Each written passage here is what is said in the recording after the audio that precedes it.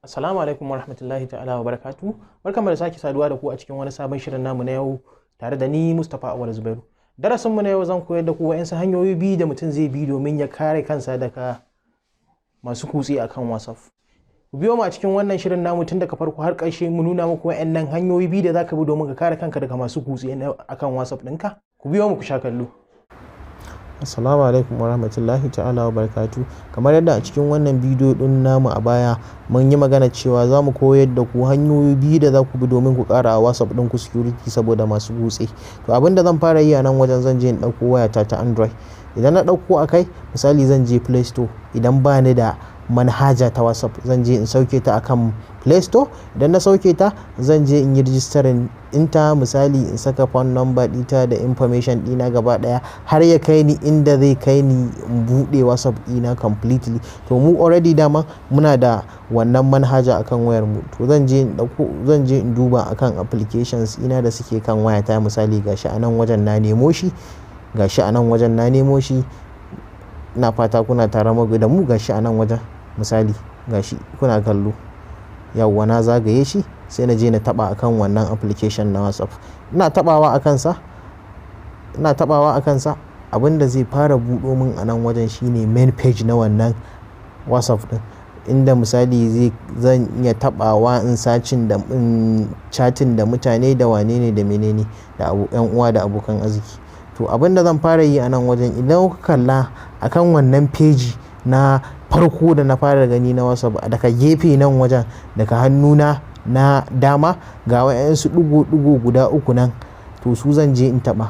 Wannan ɗigon amfanin su shine zai bani option ɗin inda zan shiga na ga settings. Misali kun gansa a nan wajen, bari in nuna muku ɗigon ga su a nan wajen, yawwa sai na je na taba akan wannan ɗigon. Da zarar na taba zai bani option guda 5.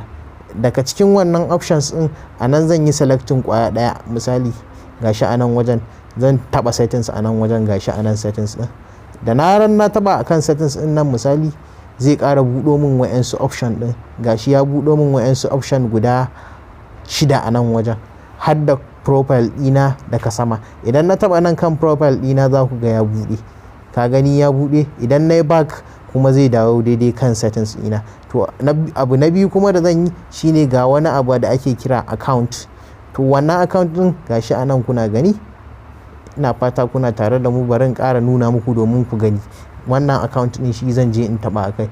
Ina tabawa zai ƙara buɗo min wani page. Wannan pejin da zai buɗo min wa'ansu icons ne da suke cikin account din. Misali aka rubuta akwai privacy, akwai security. To mu abin da za mu yi amfani da shi shine 2-step verification, shine na uku kenan. Ina fata kuma kuna tare da mu. Gashi a nan wajen bari in sake nuna muku domin ku gani. To wannan su ne hanyoyi biyu da zan bi in ƙara wa WhatsApp ɗina security. Sai na je na taba akai. Ina tabawa zai buɗo min sabon peji inda zai kai ni zan saka pin ɗina guda 6. Gashi nan daga ƙasa ya ce ina so in yi enabling ɗinsa, in ina so kenan nan wajen da suka ce enable, in ina so sai in enabling ɗinsa, in ba na so sai na bar shi. To misali dama mu already so muke mu ƙara WhatsApp ɗin mu security, sai na je na taba. Ina tabawa akai zai buɗo min wani sabon peji inda ya ce a nan kan wannan pejin zan saka pin guda 6 akai. Idan na saka wannan pin ɗin guda 6 shine na ƙara WhatsApp ɗina security. Gashi na rubuta guda 6 1 to 6. Gashi ya ƙara buɗo min wani sabon peji ya ce in yi confirming cewa wannan pin ɗin da na saka na farko daidai ne ko. Gashi ya buɗo min inda zan yi confirming wannan password ɗin da na saka na farko. Sai na ƙara confirming, sai na danna 1 2 3 4 5 6. Ina dannawa zai buɗe min next. To amfanin next da ya buɗe min wannan step ɗin yake cewa in saka email ɗina. Amfanin saka email ɗin a nan wajen, misali password ɗin da na saka, misali idan na manta kuma ina so zan zo in buɗe ko na yadda wayata ko wani abu, to dole sai na yi verification akan email ɗina. Sai za a sanda min code zuwa email ɗina sannan ne verifying. To shine amfanin saka wannan email ɗin a nan wajen. Shi ma kaga ya zama step na biyu na verification kenan. Sai na saka email ɗina a nan wajen, misali sunan email ɗina musti gashi a nan wajen ya fito, sai na danna akai. Ina rubuta wannan email ɗin ga wani abu mai alama na next kenan, gashi sun yi shi da kore da ɗan box haka a ciki an rubuta next, sai na je na taba akai. Ina tabawa akai zai ƙara buɗe mun wani sabon feji inda zai ce in ƙara saka wannan email ɗina da na saka na farko kenan akan wannan WhatsApp ɗin nawa. Amfanin ƙara saka wannan email ɗin shine zai yi verifying cewa email ɗin da na saka daidai ne ko ba daidai bane ba. Idan ranar na saka in daidai ne zai ce min in ci gaba, in yi next ko in saving. Gashi na saka, to gashi sun ce in yi confirming email ɗina nan. Amfanin confirmation na email ɗin a nan wajen shine idan na saka misali a baya, misali na saka email ɗina, wannan da na saka na biyu daidai ne da na farkon da na saka, in daidai ne zai yi accepting. Yanzu gashi na saka, daga nan kuma ƙasa ga inda suka ce save, sai na je na taba wannan save ɗin. Misali ka gan shi a nan na nuna muku, sai na je na taba akai.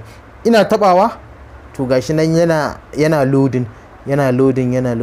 To kaga gashi ya mun maki a nan wajen, alamu cewa duk information ɗin da na saka a nan wajen na creating two-step verification na WhatsApp ɗin gashi yayi. Misali kun gani gashi ya mun makin a nan wajen, alamun kenan hanyoyi biyun da na bi wajen ƙara WhatsApp ɗina security yayi. Sai na je na taba wani abu gashi nan a nan wajen, kuna gani inda aka saka don gashi a nan wajen, sai na je na taba.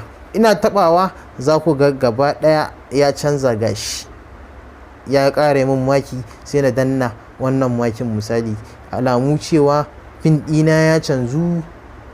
Kun gani abin da ya buɗo min a nan wajen yake accent ɗina na saka wannan pin ɗin. Misali idan na saka yanzu kun gani zai ƙara dawo da ni kamar yadda ne a baya. To mun gode da sauraron wannan bidiyo namu, muna fata kuma za ku danna mana subscribe, inda muka yi kuskure ku gafarce mu. Danna mana wannan subscribe ɗin akan channel ɗinmu, shi zai ƙara mana ƙarfin gwiwa mu ƙara kawo muku sababbin shirye-shirye. Mun gode.